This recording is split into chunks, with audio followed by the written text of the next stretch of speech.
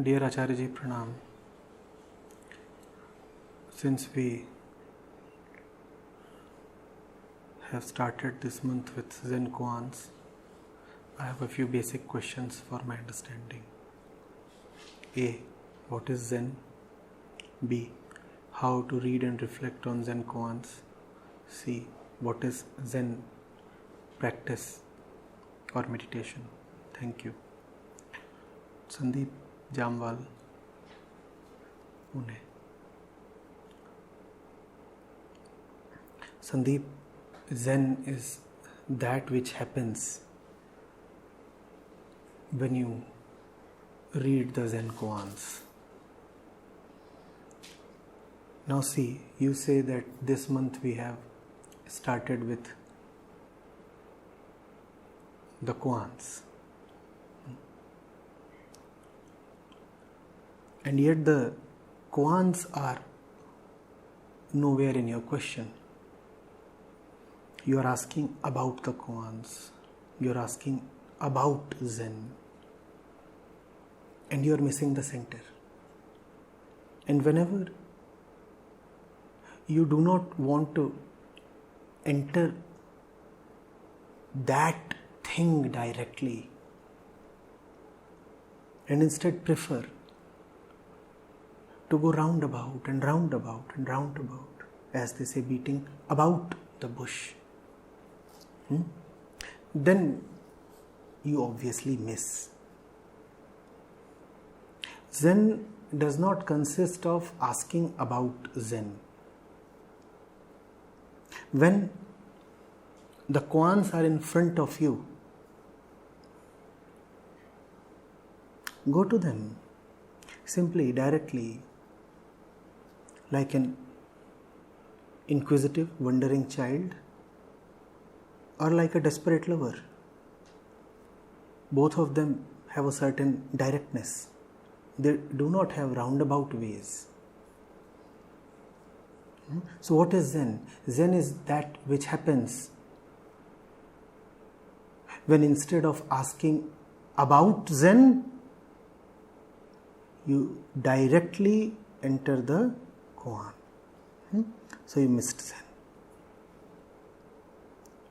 How to read, reflect on Zen Koans? Just as you read the English or French or German or Sanskrit or Hindi language.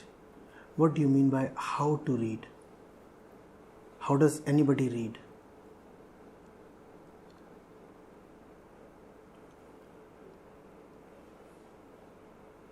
But the how to is a great way to not to read. Do you see how you can use the how-tos as a handy intervention against even the most simple of happenings? I can ask you something as simple as picking up this handkerchief from the table, and you can come up with a series of endless how-tos to delay that which is straightforward and easy and obvious. How to read the Koans, just as you read anything else. And let me tell you, you cannot read the Koans if you do not know the very knack of reading. You cannot be a lousy reader throughout the day and then pick up a compilation of Koans and be totally somebody else.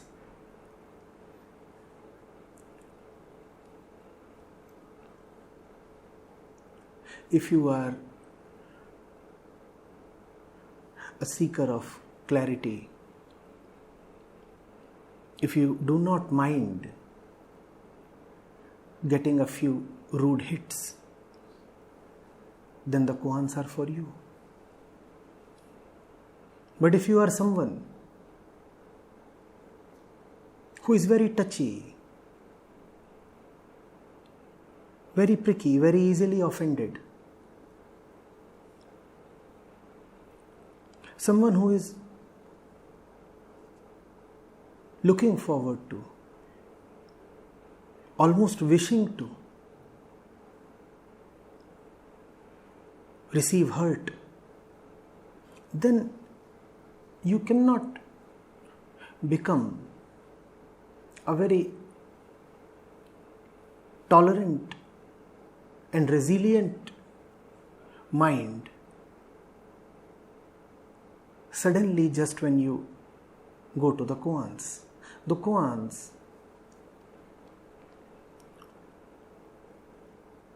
do not pamper you. They do not display the kind of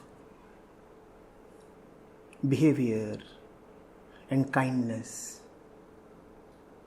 and gentleness that you might be accustomed to, that you might expect in a so-called spiritual environment. The koans often leave you flabbergasted. You do not know what has happened.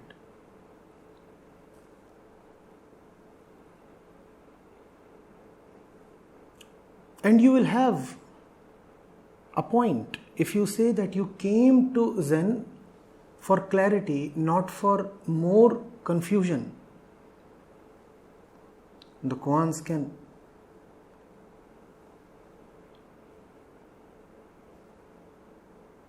tie 100 knots around you and within you.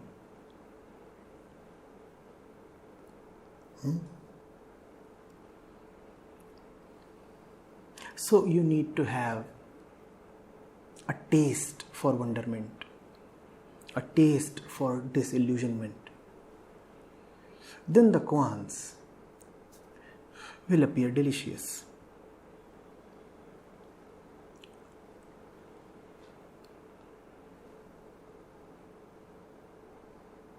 But if you just want to be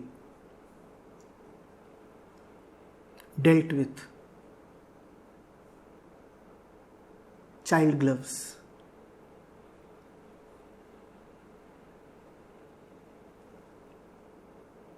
and spoon fed, then there is very little for you in the Zen way.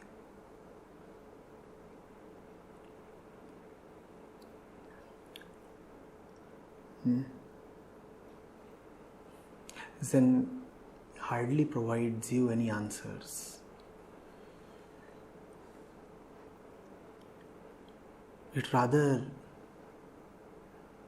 delivers jolt after jolt that wakes you out of the entire Q&A paradigm.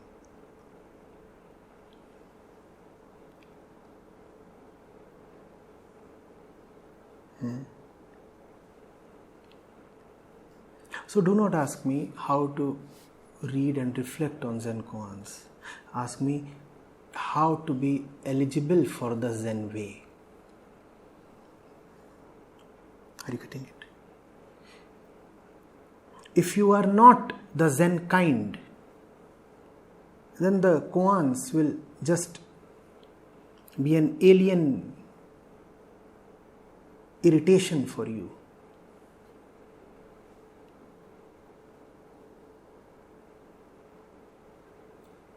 Somebody from Jupiter came, pricked you in the behind and disappeared. That's what the koans would be for you. Both alien and irritating.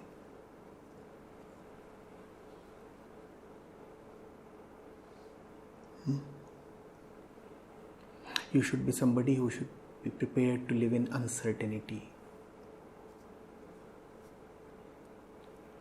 Inconclusiveness.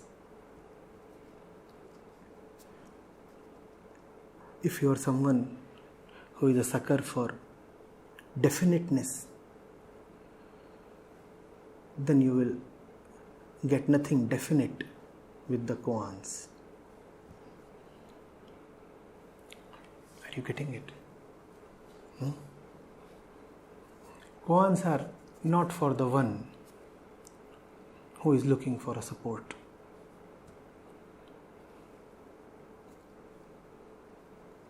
If you have supports of some kind and they do not suffice, so you are coming to Zen to get a better and bigger support, you better than protect what you already have. You will not get anything bigger or better here.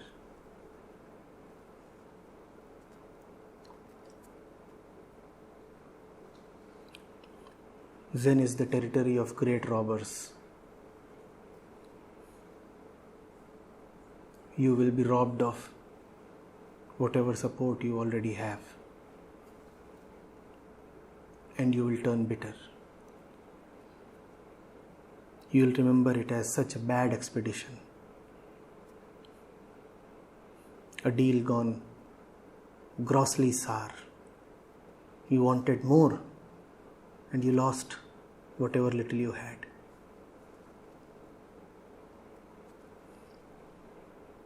Are you getting it?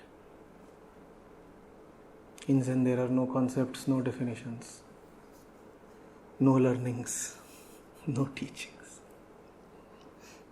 Once I said Zen is the highest point of all religious ascension.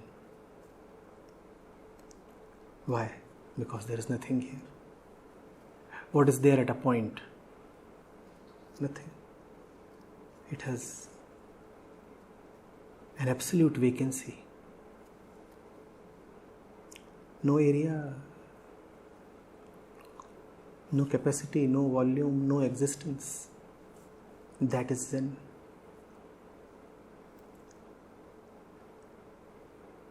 So, if you are living Zen, then the koans will be good entertainment. And I am using that word with enough discretion. If you are living Zen, then koans would be good entertainment. The weekend flick. But if you are someone who is not living Zen, then you come to a Zen master or koans or the Zen practice, then you should be forewarned. You could be rubbed the wrong way, and it can be a very harsh rub, you know.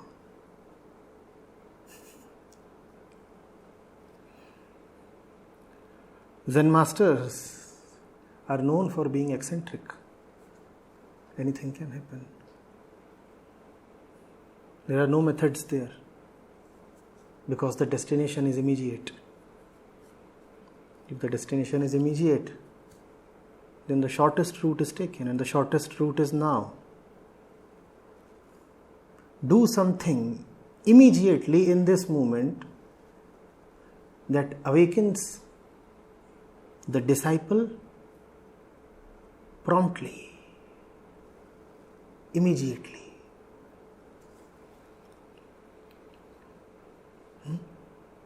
At the same time, Zen seekers have been known to practice for years and decades.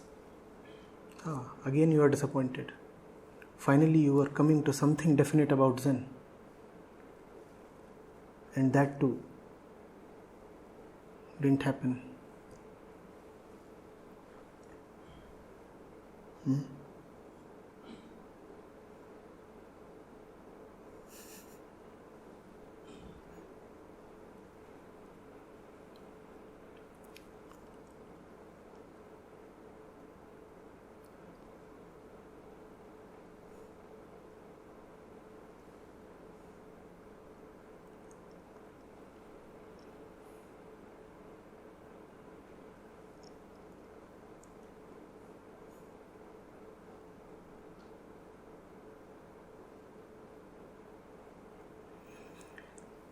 What is Zen practice or Zen meditation? Zen practice is to be concerned with the koans when they are in front of you, and not bother about the definition of a koan.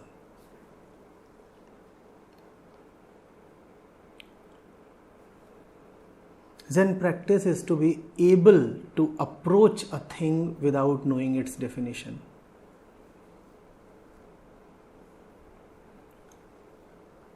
Zen practice is to look at something the 10th time and still not know anything about it.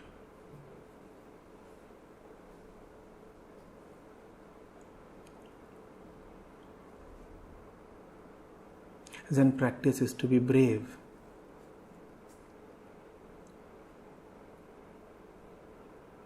And not avoid the assault that the practice launches on you.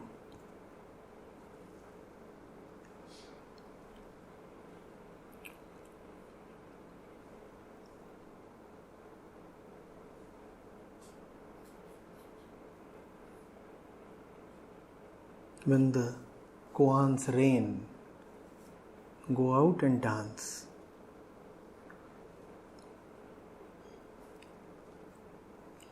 Do not sit in a shelter trying to analyze the precipitation. What is it that comes down and why? And with what kind of velocity? If it comes down, why did it go up in the first place?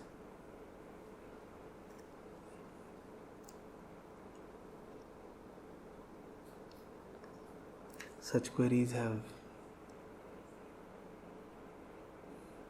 no place in Zen.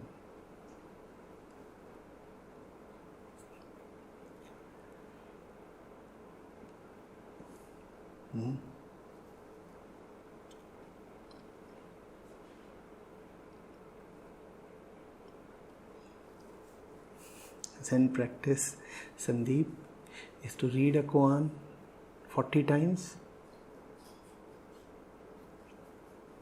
and still learn very little about it.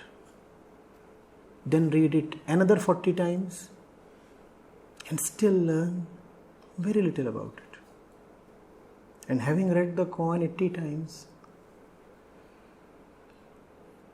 you attend Acharya Prashant's session and forget the little that you had learned.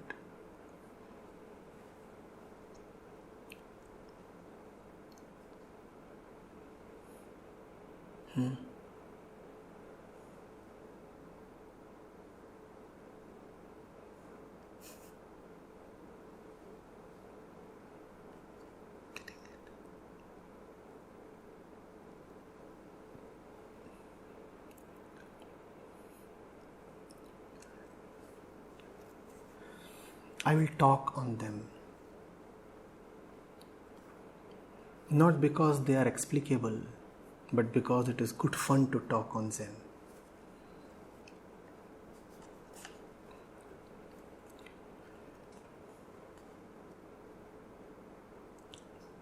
And in the Zen way, one may as well talk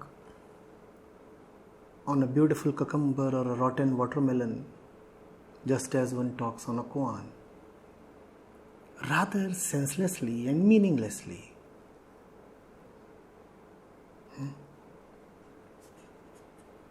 But my friend sitting here would not listen to me if I start talking on cucumbers and watermelons. They were just a cucumber. And the bugger got even the pronunciation wrong. Look at him. Like a gwala, he says cucumber. So Anu would tell me, cucumber. So that would be good fun, but then you would not accept that as a session. So we have to rather take the koans.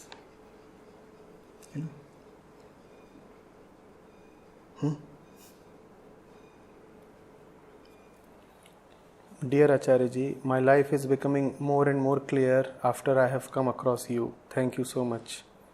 I have a long pending question to ask.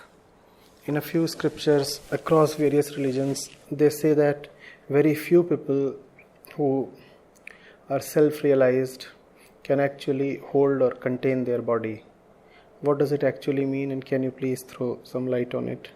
Thank you. Indira from Bangalore. Indira, first of all, there is nothing to realize. What do you want to realize?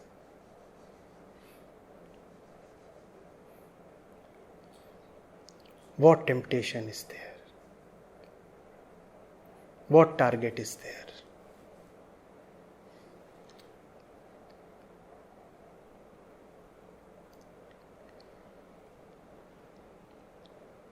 Realization is much like what is happening here right now. You ask me about realization and I say there is nothing to realize. Realization is a breaking down of the concepts about everything, including realization. In some sense, those you are calling as realized were the ones who unrealized. Somebody once asked me, what is enlightenment? I said, unbecoming unenlightened.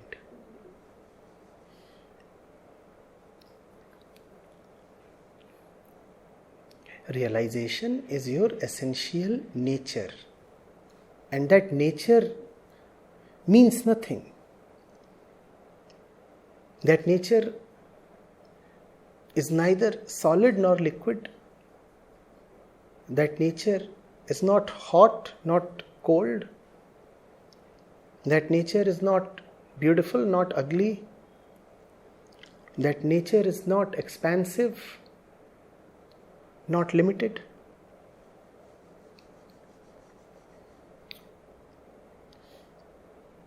You can just keep wondering, but you will never get to describe what your nature is.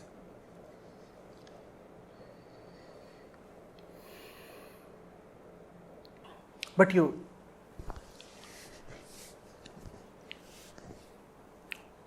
pick a lot of rubbish along the way, in your journey through time.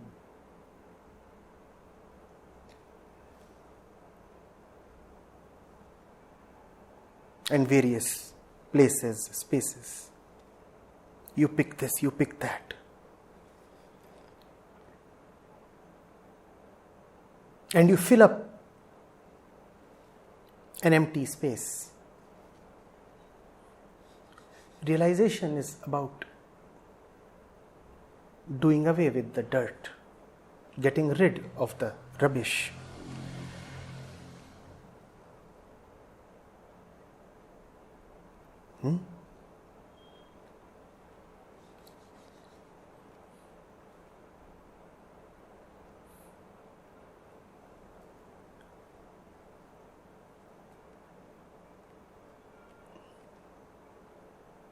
So it is quite simple and ordinary.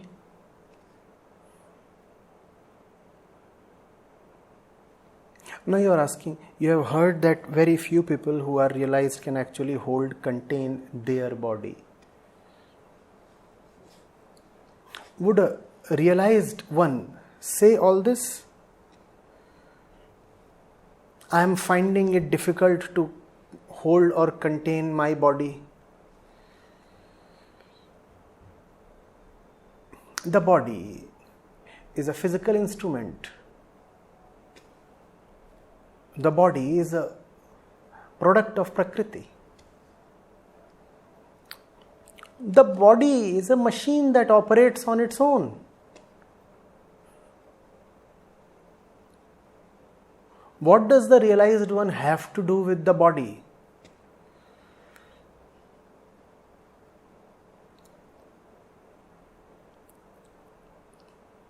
His relationship with the body is purely accidental. Nothing essential connects him with the body, just as nothing essential connects him with the universe. So he lives birthlessly and deathlessly. Born, nothing special. Died, nothing special.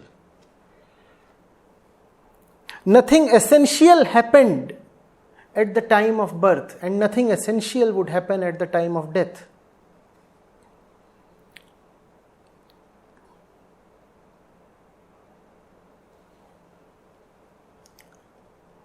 There is a tree on the earth.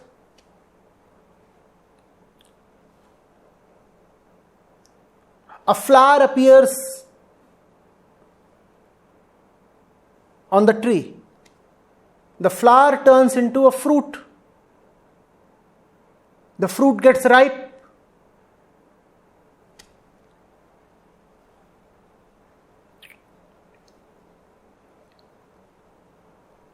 And big, juicy and luscious, bright yellow mango.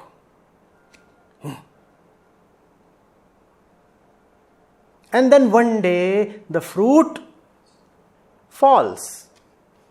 What does the sky have to do with all of this? The sky is watching. The sky is watching. Yes, the tree, the flower, the fruit, the earth all have a relationship with the sky.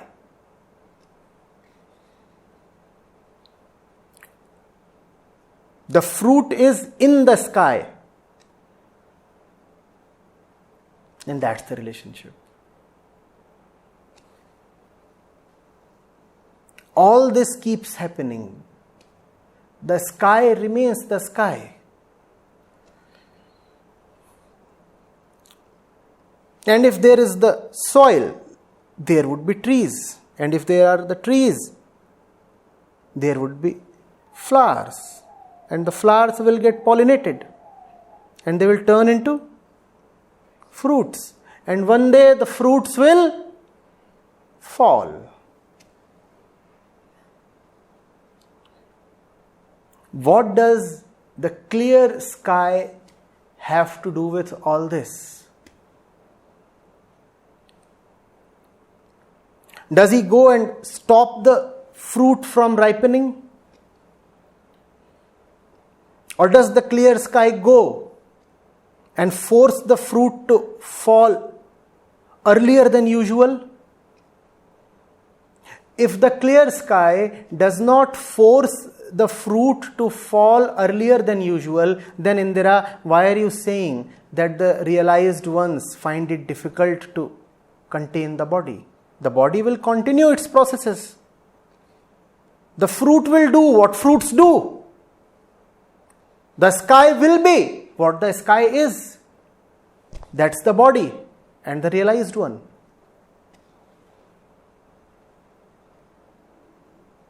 Are the two connected? Obviously. Is there the fruit without the sky? But fruits come and go. Sky remains. Does the sky get nervous when the fruit is about to fall? Yes, Indira. The fruit is about to fall. And the sky starts raining. That's tears for you. That's the relationship of the realized one with the body. The sky is overseeing the fruit. The realized one is overseeing the body. Overseeing in a very, very non-physical way. Have you ever seen the sky have eyes? So it's a very non-physical seeing.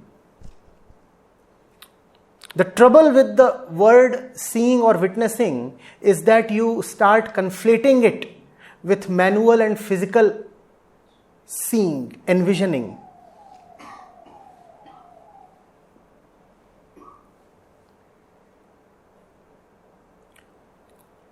What is the meaning of witnessing in spirituality?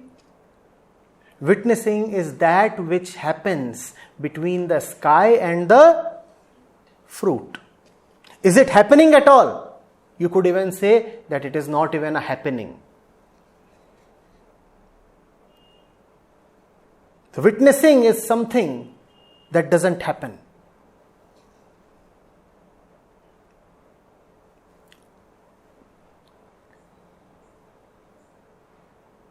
Are you getting it? The assumption behind your question, Indira, is that the body has some relation with enlightenment. You still want to see the enlightened one as a body. So you are saying, what do the enlightened ones do with their body? They do nothing with their body. If the body lives, the body lives. If the body falls, the body falls. They do nothing with anything. Are you getting it? Are they eager to live on? No. Are they eager to give up the body? No. Are they? No.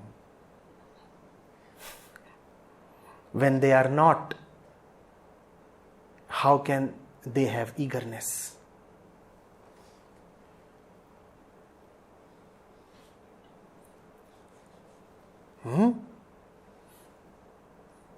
The body is a cute toy.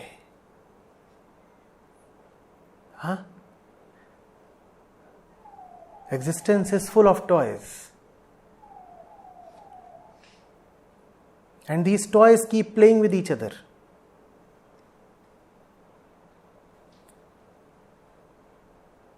Why would anyone want to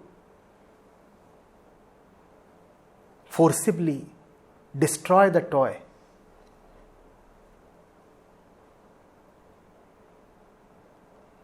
Let it be there, as long as it is there. One day anyway, it has to fall. See?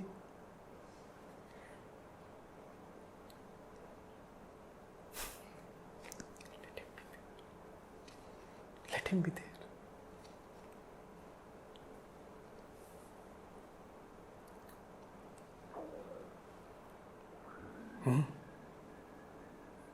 But we are so obsessed with mangoes.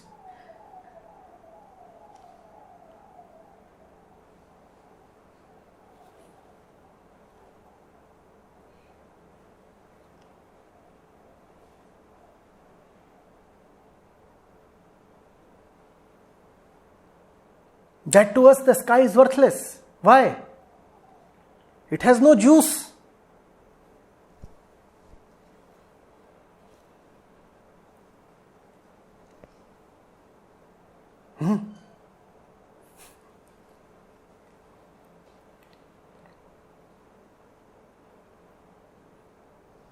It is in the sky and due to the sky that the existence is juicy. But the sky itself has not much to do with juice.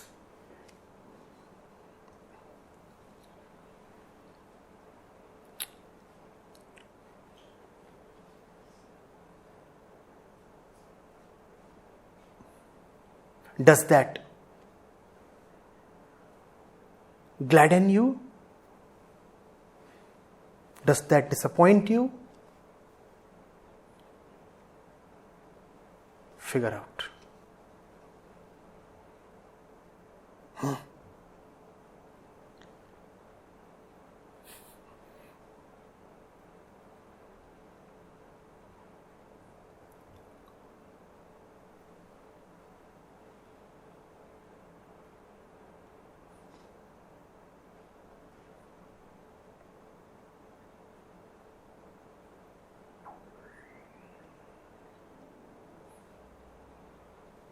There are just too many mango lovers who have never thanked the sky.